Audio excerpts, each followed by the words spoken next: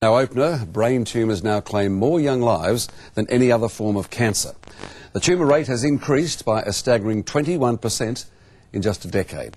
One of our leading surgeons is worried about a link with the growing use of mobile phones and other electrical equipment. For months afterwards, I thought I could never be afraid of death anymore because my 7-year-old daughter has faced it so bravely and with such dignity.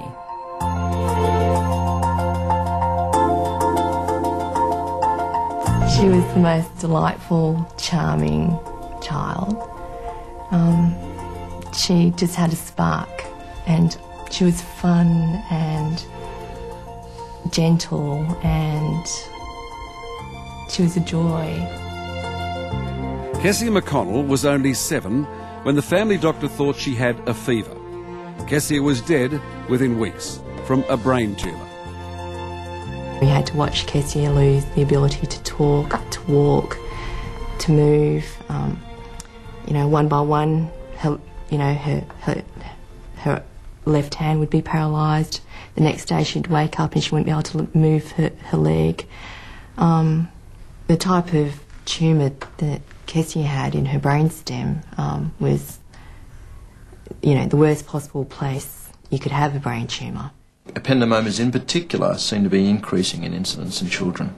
Charlie Teo is a preeminent neurosurgeon. He specialises in children's brains. And Charlie is at the cutting edge, literally, of a 21% increase in children's brain tumours. I think that EMR, mobile phones and other electrical appliances may have something to do with the increased incidence that we're seeing. What advice do you give your children? Oh, Ray, this is a very sore point. My daughter just got a mobile phone, and I was so against it. It was a real sore point in the family. How old is she, Charlie? She's 12. So she's in that vulnerable age? Oh, very vulnerable. Her brain is still developing, and I'm really very upset that she's got one.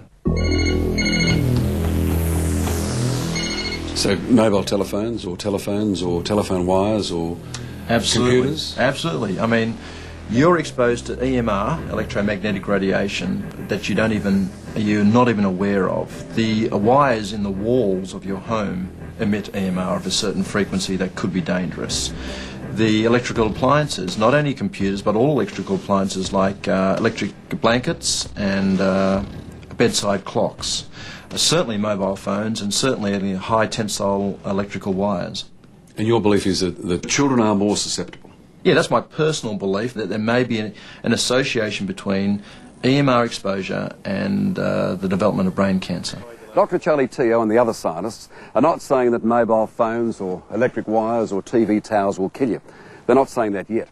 What they are saying is that some people, for some reason, are more susceptible than others, and that all children are at risk.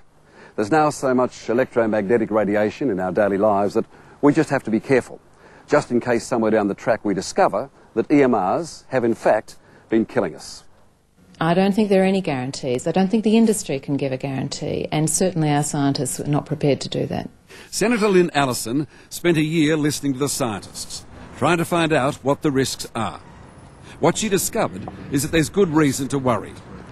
We are a bit awash now in radio frequency and radio waves generally, and we're not altogether sure what effect that has on us. Senator, were you surprised to learn that brain tumours have now taken over from leukaemia as the biggest cause of death amongst children?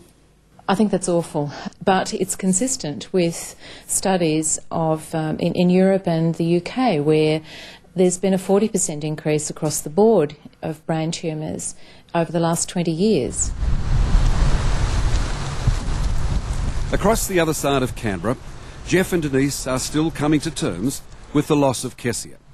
Denise searched hospital and medical records, compiling the report that found brain tumours are now the biggest cancer killer of children. I wouldn't move in next to a telecom tower or a mobile phone tower, and certainly if there were heavy-duty electrical wires, I'd be very uncomfortable. You could talk yourself into the ground, wondering how or why.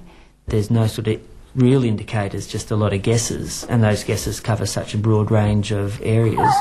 You'd go mad trying to control your environment because you just don't know what it is.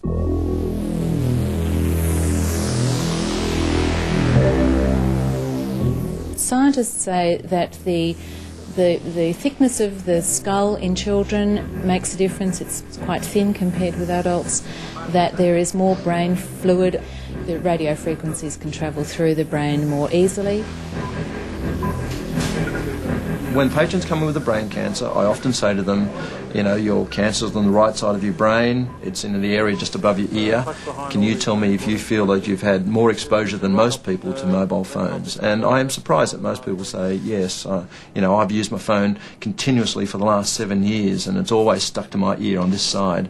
Well, that's where the cancer is.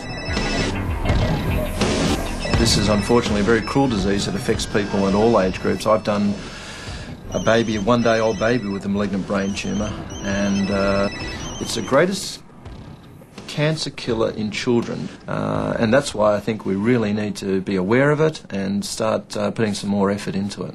The thing I've learned is that there's nothing harder that I will ever face in life than holding my daughter as she dies.